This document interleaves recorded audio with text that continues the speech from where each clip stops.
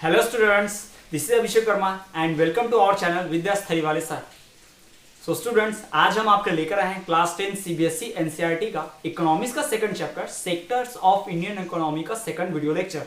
जी हाँ, इसके पहले इस सेकंड चैप्टर इकोनॉमिक्स के सेक्टर्स ऑफ इंडियन इकोनॉमी का हम पहला वीडियो लेक्चर ला चुके हैं और आज हम बात करने वाले सेकंड वीडियो लेक्चर जिसमें हम बात करेंगे कि इन तीनों सेक्टर्स ऑफ इकोनॉमी को कैसे कंपेयर किया जाता है। साथ ही साथ हम बात करेंगे ग्रॉस डोमेस्टिक प्रोडक्ट यानी जीडीपी की, और साथ ही साथ हम बात करेंगे एक सर्वे ऑर्गेनाइजेशन जिसे एनएसएसओ यानी कि नेशनल सैंपल सर्वे ऑर्गेनाइजेशन भी कहा जाता है, जिसके बारे में एग्जाम में अक्सर पूछ चुका है आपके बोर्ड एग्जाम में। तो इन सब की बात हम करने वाले हैं। तो आज का वीडियो बहुत ही ज्यादा अमेजिंग और इंटरेस्टिंग होने वाला है। वीडियो बहुत ही नॉलेजफुल है, तो वीडियो के एंड तक बने रहिएगा। तो चलिए बिना किसी देरी के आज के इस अमेजिंग वीडियो को हम शुरू करते हैं। सो स्टूडेंट्स, इसके पहले वाले वीडियो लेक्चर हमने बात की थी इंडियन सेक्टर्स के इकोनॉमी की। जी हाँ, जिसमें हमने इकोनॉमिक एक्टिविटीज की डेफिनेशन पढ़ी। हमने पढ़ा कि वो सारी एक्टिविटीज जिनका मेन ऑब्जेक्टिव होता है क्या, इनकम जनरेट करना या पैसा कमाना, उसे हम कहते हैं इकोनॉमिक एक्टिविटीज।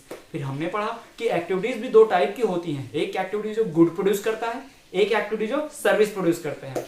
उसके बाद हमने बात की थी सेक्टर्स की। जी हाँ, इन एक्टिविटीज के फंक्शन के टाइप पर हमने क्या किया, इन्हें अलग अलग कैटेगरीज में सेक्टर्स में डिवाइड किया है। सबसे पहला था हमारा प्राइमरी, सेकेंडरी और टर्सरी सेक्टर, दूसरा ऑर्गेनाइज्ड एंड अनऑर्गेनाइज्ड सेक्टर, तीसरा पब्लिक एंड प्राइवेट सेक्टर, जिसमें हम अपने पहले सेक्टर यानी कि प्राइमरी, सेकेंडरी और टर्सरी सेक्टर्स की बात कर रहे थे, जिसमें से हमने प्राइमरी सेक्टर्स की बात कर ली थी, साथ ही साथ हमने सेकेंडरी सेक्टर की भी बात कर ली थी। ठीक, और आज हम बात करने वाले हैं टर्सरी सेक्टर की। तो चलिए बिना किसी देर के हम शुरू करते हैं कि टर्सरी सेक्टर क्या है और इसमें कौन सी एक्टिविटीज परफॉर्म होती हैं और इसे टर्सरी सेक्टर क्यों कहा जाता है। सो स्टूडेंट्स, जैसा कि हम देखते हैं कि टर्सरी सेक्टर का एक और नाम है क्या, सर्विस सेक्टर। सर्विस मतलब क्या होता है, सुविधाएं प्रोवाइड करना, क्या फैसिलिटीज देना, है ना, सर्विसेज देना, उसे तो हम कहते हैं सर्विस सेक्टर यानी कि टर्सरी सेक्टर। तो क्या होता है टर्सरी सेक्टर, चलिए हम देखते हैं। The type of activities that produces services, वो एक्टिविटीज जो क्या प्रोड्यूस करती हैं, सर्विसेज प्रोड्यूस करती हैं। याद रखिए, the type of activities that produces services are called activities of tertiary sector। तो टर्सरी सेक्टर की उन एक्टिविटीज को हम बोलेंगे जो क्या करती हो, सर्विस प्रोड्यूस करती हो। याद रखिए, यहाँ पे किसी भी गुड्स का प्रोडक्शन नहीं होता। इसके पहले के हमने वीडियो लेक्चर में बात की थी कि हमारा जो पहला सेक्टर है प्राइमरी, वो प्रोड्यूस करता है, और जो दूसरा सेक्टर है वो मैन्युफैक्चर ट्रांसफॉर्म करता है, वो कुछ नया नहीं बनाता। प्राइमरी सेक्टर नया प्रोड्यूस करता है, सेकेंडरी सेक्टर प्रोड्यूस की गई चीज को बट ट्रांसफॉर्म करता है, मैन्युफैक्चर करता है, एक फॉर्म से दूसरे फॉर्म में कन्वर्ट करता है, वो कुछ नया नहीं बना सकता। ठीक, और तीसरा जो है ना ही ट्रांसफॉर्म करता है, ना ही मैन्युफैक्चर करता है, ना प्रोड्यूस करता है, ये क्या करता है, ट्रांसपोर्ट करता है, एक जगह से दूसरी जगह भेजता है, सर्विस प्रोवाइड करता है ना, ये कोई चेंजेस नहीं लाता। तो इस तरह की बातें हमने की हैं और हम देख रहे हैं सर्विस सेक्टर, टर्सरी सेक्टर के बारे में। दूसरा, they do not produce goods. अभी तो आपको इसके पहले जो बताया वही बात, they do not produce goods but provide services. ये गुड्स प्रोड्यूस नहीं करता, क्या देता है, सर्विसेज देता है। कैसी सर्विसेज, वो services that help in production process, जो किसमें हेल्प करती हैं, प्रोडक्शन प्रोसेस में। यानी कि कुछ भी अगर प्रोड्यूस करना है, कुछ भी अगर मैन्युफैक्चरिंग करनी है, कुछ भी अगर ट्रांसफॉर्म करना है, तो हमें किसकी जरूरत पड़ेगी, यानी हमारे टर्सरी सेक्टर, सेकेंडरी सेक्टर की जरूरत पड़ेगी। इसका मतलब ये है कि प्राइमरी डिपेंड है किसके ऊपर, सेकेंडरी के ऊपर, सेकेंडरी के ऊपर डिपेंड है प्राइमरी, है ना। सेकेंडरी चलाने के लिए प्राइमरी चाहिए, लेकिन इन दोनों को चलाने के लिए हमें क्या चाहिए, तीसरा सेक्टर एंड टर्सरी सेक्टर चाहिए। यानी तीसरे सेक्टर की वजह से दोनों सेक्टर्स अपने आप में ग्रोथ करते हैं, हेल्प पाते हैं और रन करते हैं। यानी दोनों सेक्टर्स को डेवलपमेंट के लिए कौन सा सेक्टर चाहिए, तीसरा यानी कि टर्सरी सेक्टर, जो क्या प्रोवाइड करता है, सर्विसेज प्रोवाइड करता है। इसलिए हम उसे एक और नाम देते हैं, कौन सा, service sector. Hence it is also called service sector। जी हाँ, ऑब्वियसली ये सर्विस प्रोवाइड करता है जिससे प्राइमरी सेक्टर यानी कि फर्स्ट सेक्टर, सेकेंडरी सेक्टर यानी कि सेकंड सेक्टर डेवलप हो जाते हैं, है ना, उनमें डेवलपमेंट आता है, ज्यादा ग्रोथ होती है, इसलिए इसे क्या कहते हैं, सर्विस सेक्टर कहते हैं, क्योंकि उन्हें सर्विस कौन प्रोवाइड करता है, ये टर्सरी सेक्टर प्रोवाइड करता है, इसलिए इसे सर्विस सेक्टर कहा जाता है। चौथी बात ये इसमें कि it helps in development of primary and secondary sector. जी हाँ, यही आपको बताया कि प्राइमरी और सेकेंडरी सेक्टर्स को हेल्प करने में ग्रोथ करता है। अपने आप में किसी इंपॉर्टेंट या बहुत ही एक इंडिविजुअल सेक्टर की तरह तो ऐसे नहीं है जैसे प्राइमरी और सेकेंडरी है। हम इसमें क्या कर सकते हैं, इस सेक्टर की मदद से दूसरे सेक्टर्स को बढ़ा सकते हैं, और दो सेक्टर बढ़ेंगे तो अपने आप ही बढ़ेगा। कैसे, प्राइमरी में ज्यादा सामान प्रोड्यूस होगा तो ज्यादा गाड़ियां लगेंगी ट्रांसपोर्ट के लिए, अपने आप सर्विस सेक्टर बढ़ेगा। ज्यादा कंपनी में मैन्युफैक्चर होगा तो अपने आप उनको ले जाने के लिए ट्रांसपोर्ट चाहिए होगा, कम्युनिकेशन चाहिए होगा, किसकी जरूरत पड़ेगी, सर्विस सेक्टर की। यानी जितना ज्यादा प्राइमरी सेकेंडरी बढ़ेगा उतना टर्सरी बढ़ेगा, और जितना टर्सरी बढ़ेगा वो प्राइमरी सेकेंडरी को और ज्यादा बढ़ाएगा। तो यही हमें ध्यान रखना है, यही तो हम बात करते हैं प्राइमरी सेक्टर और सेकेंडरी सेक्टर की और टर्सरी सेक्टर की। तो ये हमने देख लिया टर्सरी सेक्टर। क्या है टर्सरी सेक्टर? वो सेक्टर, वो activities that provide services are called tertiary sector. ठीक। दूसरा, ये कोई गुड्स प्रोड्यूस नहीं करता, ये सर्विस प्रोड्यूस करता है जिससे डेवलपमेंट हो सके, जिससे प्राइमरी और सेकेंडरी चल सके, इसलिए इसको क्या कहते हैं, सेकेंडरी सर्विस सेक्टर भी कहते हैं, सेकेंडरी नहीं सॉरी सर्विस सेक्टर भी कहते हैं। और चौथा, ये क्या करता है, प्राइमरी और जो तीसरा सेक्टर हमारा सेकेंडरी सेक्टर है, प्राइमरी और दूसरा सर्विस सेक्टर जो सेकेंडरी सेक्टर है उनको सर्विस प्रोवाइड करता है, इसलिए उनके डेवलपमेंट में वर्क करता है कौन, tertiary. Tertiary sector is also known as service sector. It helps in development of primary and secondary sector. इतनी बातें हमें ध्यान रखनी है। तो चलिए अब हम बात कर लेते हैं कि इन तीनों सेक्टर से कंपैरिजन की। हम तीनों सेक्टर से अगर कंपेयर करते हैं तो कौन से कॉमन पॉइंट्स इन तीनों में निकल कर आते हैं, क्या कंक्लूजन है तीनों को कंपैरिजन का। स्टूडेंट्स, इन तीनों सेक्टर के कंपैरिजन को पढ़ने से पहले हमें इनके इंटरडिपेंडेंसी की भी बात कर लेनी चाहिए। यानी इनको कंपेयर करने से पहले हम ये बात कर लेते हैं कि आपस में लिंक कैसे हैं, एक दूसरे के ऊपर डिपेंड कैसे, उसकी हम बात करते हैं। तो चलिए देखते हैं कि आपको मार्केट में दो तरह के लोग दिखाई देंगे, एक तो प्रोड्यूसर है, कंज्यूमर। एक लोग ऐसे होंगे, आप इकोनॉमिक टर्म में बात कीजिए, आप इकोनॉमिक्स पढ़ रहे हैं तो इकोनॉमिक टर्म में बात कीजिए और इकोनॉमिक टर्म में सोचिए कि एक ऐसा व्यक्ति होता है पूरे समाज में, एक टाइप के जो व्यक्ति होते हैं वो सामान बनाते हैं, और दूसरे टाइप के ऐसे व्यक्ति होते हैं जो सामान खरीदते हैं। यानी एक प्रोड्यूसर होता है, कंज्यूमर होता है। जैसे कोई सब्जी बेचने वाला है और कोई सब्जी खरीदने वाला है, कोई जो सब्जी बेचता है वो सब्जी खरीदता भी है ना। तो इस तरह से आप देख सकते हैं, यानी हर कोई इस पूरे वर्ल्ड में कंज्यूमर है और हर कोई प्रोड्यूसर या कंज्यूमर, दो में से कोई एक तो कन्फर्म है। ठीक। हर किसी को कुछ ना कुछ तो चाहिए ही चाहिए इस्तेमाल करने के, जो सब्जी बेचता है उससे सब्जी खाना भी पड़ता है। यानी कंज्यूमर तो हर कोई है, लेकिन कुछ लोग प्रोड्यूसर हैं और कुछ लोग क्या है, कंज्यूमर हैं। तो मेनली प्रोड्यूसर और कंज्यूमर के बीच का डिपेंडेंसी को ही क्या बोला गया है, ये इंटरडिपेंडेंसी है। मान लीजिए खेत में जो अनाज उग रहा है, आप अगर फार्मर हैं, आपने वीट उगाया खेत में, तो आपका वीट आप खुद ही पूरा नहीं खा जाएंगे, आप क्या करेंगे, बेचेंगे। तो आप हो गए प्रोड्यूसर। आपका खरीदने वाला, आपका जो सामान खरीदने वाला व्यक्ति होगा वो होगा कंज्यूमर। तो आपने फैक्ट्री को गेहूं बेचा था कि फैक्ट्री क्या बनाए, बिस्किट। तो फार्मर के लिए फैक्ट्री क्या हो गई, एक कंज्यूमर, और फैक्ट्री के लिए फार्मर क्या हो गया, प्रोड्यूसर। बट फैक्ट्रीज में बना हुआ केमिकल फर्टिलाइजर कौन खरीदता है, किसान। तो फैक्ट्री के लिए जो केमिकल फर्टिलाइजर बेचने वाली फैक्ट्री के लिए कंज्यूमर कौन है, किसान, और जबकि फैक्ट्री क्या है, प्रोड्यूसर। तो आप देखेंगे एक ही समय पे फैक्ट्री प्रोड्यूसर भी है, कंज्यूमर भी है, किसान फार्मर वो भी प्रोड्यूसर है, वो भी कंज्यूमर है, और हम लोग सामान खरीदते हैं, है ना, तो हम लोग कंज्यूमर हैं। हम में से कुछ ऐसे लोग कंपनी में जाकर काम करते हैं, वर्क करते हैं उनके लिए, तो उनके लिए क्या है, हम प्रोड्यूसर हैं, और वो हमारे कंज्यूमर हैं, वो हमें काम दे रहे हैं, हमसे हमारा सर्विस ले रहे हैं, हमें पैसा दे रहे हैं, हमारी सर्विस ले रहे हैं। तो ये समझ में आ जाता है कि पूरा इंटरडिपेंडेंस है, एक दूसरे के ऊपर इंटरडिपेंडेंस है। हमने बताया कि प्राइमरी से सामान सेकेंडरी में जाएंगे ट्रांसपोर्ट में, सेकेंडरी से प्राइमरी जाएगा ट्रांसपोर्ट में, किसकी मदद से, टर्सरी सेक्टर की, है ना। जो हमारा थर्ड सेक्टर होगा जिसे हम क्या कहेंगे, सर्विस सेक्टर कहेंगे। क्या कहेंगे हम, सर्विस सेक्टर कहेंगे ना। वही तो प्राइमरी और सेकेंडरी को क्या करता है, जोड़ता है ना। हमारे पास तक सामान लाने का काम किसने किया, सर्विस सेक्टर ने। हमारा पैसा उस बनाने वाले के तक पहुंचाने का काम किसने किया, सर्विस सेक्टर ने, है ना। तो वो ये ऐसा सेक्टर है, सर्विस सेक्टर, टर्सरी सेक्टर, जो क्या करता है, दोनों सेक्टर्स के बीच लिंक का काम करता है। It act as the link between the producer and consumer. लेकिन आपको एक बात हमेशा ध्यान रखना, भूलना नहीं है कि every person in the world is a consumer. हर एक व्यक्ति इस देश में क्या है, कंज्यूमर है। पूरी दुनिया में, देश में नहीं, दुनिया की बात कर रहे हैं, कंज्यूमर है ना। कितनी भी बड़ी फैक्ट्री हो, वो किसी ना किसी और चीज का सामान इस्तेमाल जरूर करता होगा। जैसे आईफोन की फैक्ट्री है तो आईफोन कंपनी का जो मालिक होगा वो दूसरे सामानों का इस्तेमाल करता होगा। ठीक।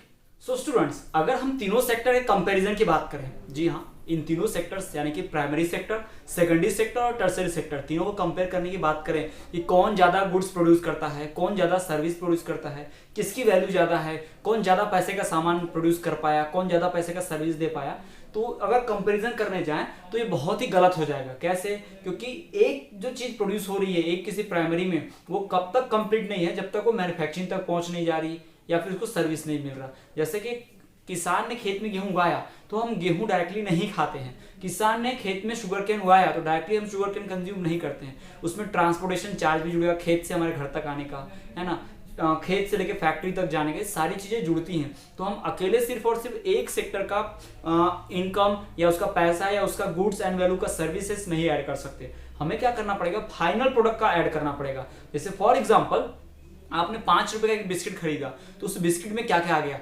5 रुपए के बिस्किट में गेहूं की कॉस्ट, शुगर की कॉस्ट, उसमें फैक्ट्री में जो मैन्युफैक्चरिंग कॉस्ट लगा है, लेबर की कीमत, ट्रांसपोर्टेशन, उसके रैपर का कीमत है ना, प्रिंटिंग का, आपके घर तक ट्रांसपोर्ट सर्विस का भी पैसा, सब कुछ जोड़ने के बाद 5 रुपीज का आता है। यानी कि उस 5 रुपए में हमने पूरा जोड़ लिया, यानी प्राइमरी सेक्टर का कीमत भी जोड़ लिया, सेकेंडरी का भी जोड़ लिया, साथ ही साथ ट्रांसपोर्टेशन कॉस्ट वगैरह मिला के भी जोड़ लिया। बट हम शुरुआत में अगर गेहूं का 10 रुपए किलो या 5 रुपए किलो जोड़ने जाते तो बिल्कुल गलत सिस्टम हो जाता है ना। अगर मान लीजिए पार्ले जी 100 ग्राम का आता है, तो हम 100 ग्राम गेहूं का पैसा लगाते तो 2 रुपए गेहूं का पैसा आता, तो 2 रुपए गेहूं से हुआ है, 1 रुपए प्राइमरी सेकेंडरी सेक्टर में मैन्युफैक्चर करने में लगा है, 1 रुपए ट्रांसपोर्टेशन में लगा है, प्रिंटिंग वगैरह का सर्विस का कॉस्ट लग गया, टोटल मिला के 5 रुपीज। तो इस तरह से हम कैलकुलेट करने जाएंगे तो बहुत सारी मैनिपुलेशन गड़बड़ियां हो जाएंगी। इसलिए इस प्रॉब्लम को सॉल्व करने के इकोनॉमिस्ट ने सजेशन क्या दिया कि आप क्या कीजिए, अलग अलग काउंट मत कीजिए, आप कीजिए डायरेक्टली सॉल्व कर लीजिए, डायरेक्टली काउंट कर लीजिए, यानी final products, final goods and services जो कंज्यूमर इस्तेमाल करता है उसको काउंट कर लीजिए। क्योंकि कंज्यूमर का जो फाइनल प्रोडक्ट होता है, हम लोग जो फाइनल प्रोडक्ट इस्तेमाल करते हैं वो डायरेक्टली कंज्यूम करते हैं, ना कि उसको और मैन्युफैक्चर करते हैं। फॉर एग्जांपल कंपनी में अगर शुगर बन गई तो उस शुगर को ला के हम शुगर पिघला के उसका कोई और प्रोडक्ट बना के फिर से बाजार में नहीं बेचने वाले, हम शक्कर दुकान से खरीदते हैं शुगर, ताकि हम डायरेक्टली खा पाए, उसको कंज्यूम कर पाए, है ना। तो उस शक्कर की जो कीमत होगी, फॉर एग्जाम्पल 40 रुपीज के जी है शुगर, तो हमने पूरा कीमत निकाल लिया। शुगर की कीमत में क्या क्या आ गया? 40 रुपीज के जी में शुगर कैन उगाने की कीमत, किसान ने जो शुगर केन को ट्रांसपोर्ट किया फैक्ट्री तक उसकी कीमत, फैक्ट्री में शुगर केन से शुगर निकालने की जो पूरी प्रोसेस में खर्च आया उसकी कीमत, सब निकालने के बाद 40 रुपीज काउंट हुआ है फाइनल गुड, फाइनल वैल्यूज की। और हमें पता चला कि तीनों सेक्टर से जो पैसा निकला है एक शुगर के लिए कितना, 40 रुपीज के जी निकला है। तो वो क्या कहलाता है? हमारा फाइनल वैल्यू, वो हमारा final value of goods and services कहलाता है, जिसमें तीनों सेक्टर का पैसा, तीनों सेक्टर की मेहनत, तीनों सेक्टर का दाम, मनी ऐड हो जाता है, वैल्यू ऐड हो जाती है, उसके बाद हमें फाइनल प्रोडक्ट मिलता है। और हम फाइनल प्रोडक्ट का ही क्यों इस्तेमाल करते हैं, उसका ही वैल्यू, उसका ही पैसा क्यों काउंट करते हैं? वरना क्योंकि अगर आप अलग अलग सेक्टर से काउंट करने जाएंगे तो बहुत फर्क पड़ेगा, क्योंकि एक सेक्टर प्रोड्यूस ही नहीं करता है, जो कि सर्विस सेक्टर, वो तो सिर्फ सर्विस देता है। एक सेक्टर कुछ प्रोड्यूस ही नहीं करता है, वो तो मैन्युफैक्चरिंग करता है, ट्रांसफॉर्म करता है, जैसे कि हमारा सेकेंडरी सेक्टर। और एक सेक्टर कोई सर्विस नहीं देता, कुछ नया नहीं बनाता, वो क्या करता है? सिर्फ न्यू प्रोड्यूस करता है ना, प्रोडक्शन करता है। तो क्या कर सकते हैं, तीनों में इरेगुलर कंपैरिजन हो जाएगा। इसलिए हमें फाइनल और सही कंपैरिजन करने के लिए क्या करना होगा, तीनों में जो पैसा लगा है उसको ऐड कर देंगे और फाइनल प्रोडक्ट का जो वैल्यू होगा वो हम बताएंगे, उसी से कंपेयर करेंगे। ठीक है, चलिए हम बात करते हैं। Large number of goods and services are produced in this sector.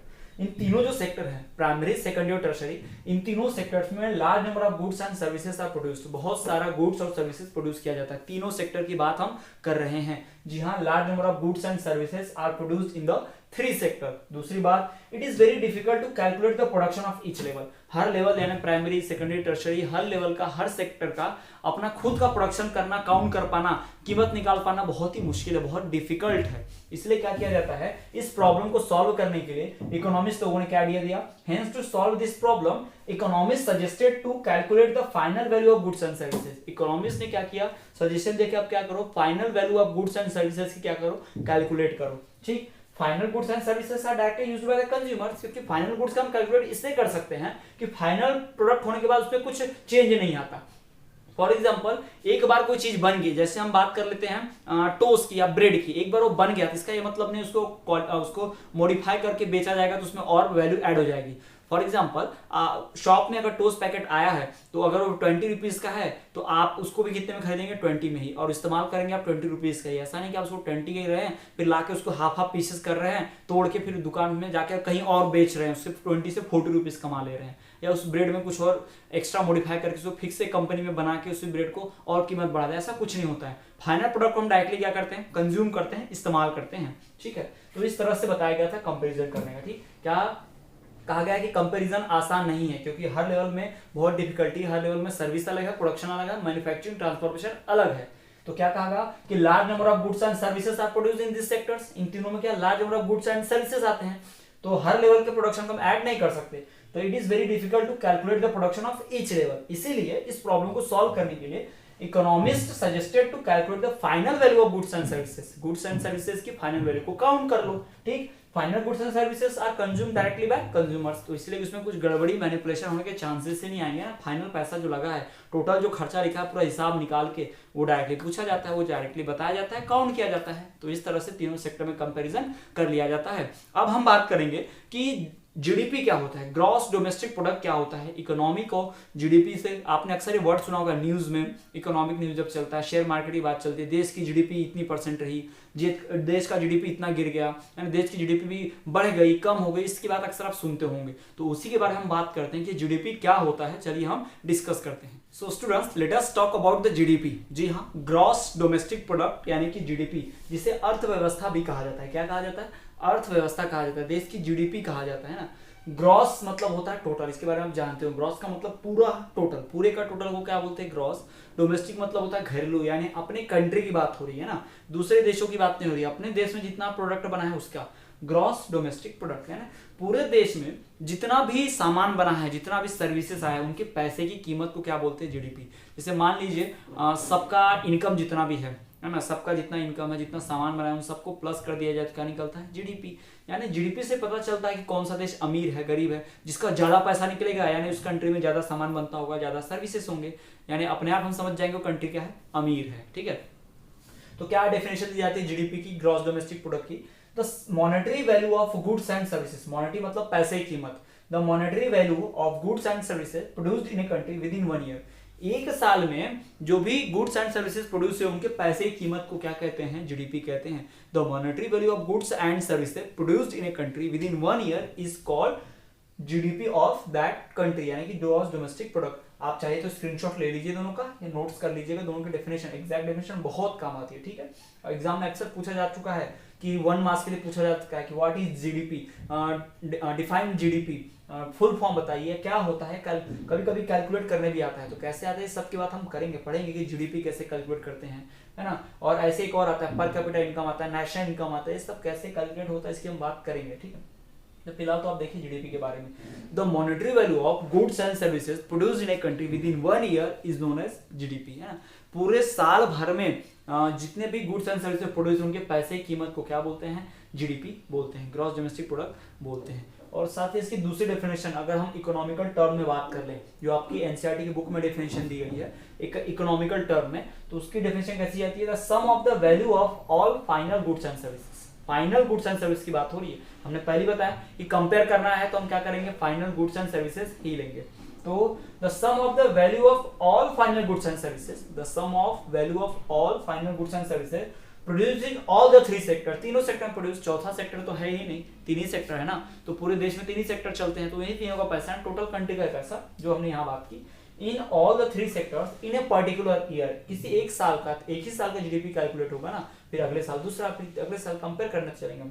Produce in a particular year is called GDP of a country. जैसा आपका एनुअल सैलरी पर एनुअम काउंट होता है, वैसे यहाँ पर जीडीपी को पर एनुअम ही काउंट करते हैं। क्या होता है? The sum of the value of all final goods and services produced in all the 3 sector, तीनों सेक्टर में जितना भी goods, final goods and service produce होगा उन सबका सम, तीनों सेक्टर में जितना भी गुड्स एंड सर्विस प्रोड्यूस हुआ है उन सब के पैसे का सम क्या कहलाता है? हमारा एक पर्टिकुलर साल की बात चल रही है ना, इसको क्या बोलते हैं? जीडीपी, यानी gross domestic product of the country.